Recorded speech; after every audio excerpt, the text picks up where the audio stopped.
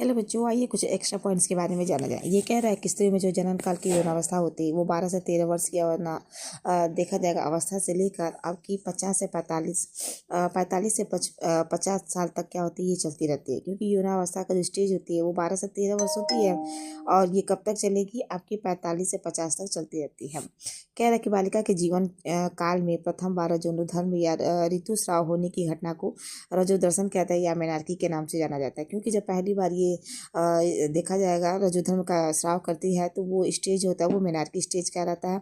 और जब तक ये चलेगी उसे हम मेंस्ट्रुअल साइकिल कहेंगे और जब ये बंद हो जाएगी तो हम इसे मेनोपाज के नाम से जानते हैं।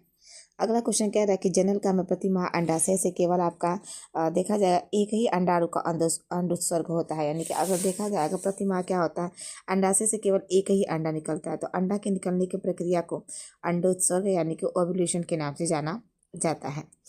अगला क्वेश्चन कह रहा है कि महामारी के समय लगभग 35 मिलीलीटर रुधिर आपका 35 मिलीमीटर सीमित तरल का स्राव होता है। क्योंकि जो महामारी के समय में जो ऋतुस्राव होता है वो आपका ऋतुस्राव नहीं होता, बल्कि कुछ आपके मरे हुए सेल्स होते हैं, उत्तक होते हैं, आपकी इपिथेलियल सेल्स होते हैं। यही सारे क्या होते हैं, कोशिकाओं का वो मिश्रण होता है जिसका शरीर से बाहर निकल जाना अच्छा होता है।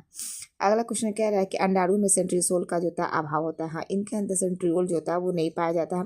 क्योंकि जब निषेचन का टाइम आता है ना, निषेचन हो जाने के बाद क्या होता है कि जब अंडाणु और आपका शुक्राणु होते हैं ना तो उसमें आपका अगर देखा जाएगा तारक केंद्र होते हैं। एक फर्स्ट दूरस्थ तारक केंद्र होता है, एक आपका देखा जाएगा निकट का होता है। तो निकट वाला जो होता है फर्टिलाइजेशन के समय ही अंदर आपका चला जाता है। अगला क्वेश्चन कह रहा है कि मनुष्य में फैलोपियन नलिका का तुम्बकीय इस्थमस संधि स्थल निषेचन का स्थल होता है।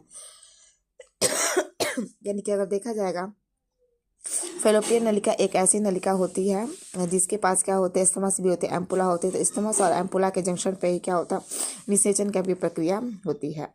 अगला कह रहा है कि स्पर्म ग्लाइसिन का एक अन्य घटक जो होता है एक्रोसिन होता है, अंड के जोना पेलुसिडा अस्तर को भेदने का कार्य करता है। यानी कि एक्रोसिन को भेदने का कार्य जो स्पर्म ग्लाइसिन होता है वो आपका एक एक्रोसिन होता है। यानी कि एक्रोसिन जो होता है वो शुक्राणु के अग्रभाग पर होता है जो अंडे को भेदने का कार्य करता है।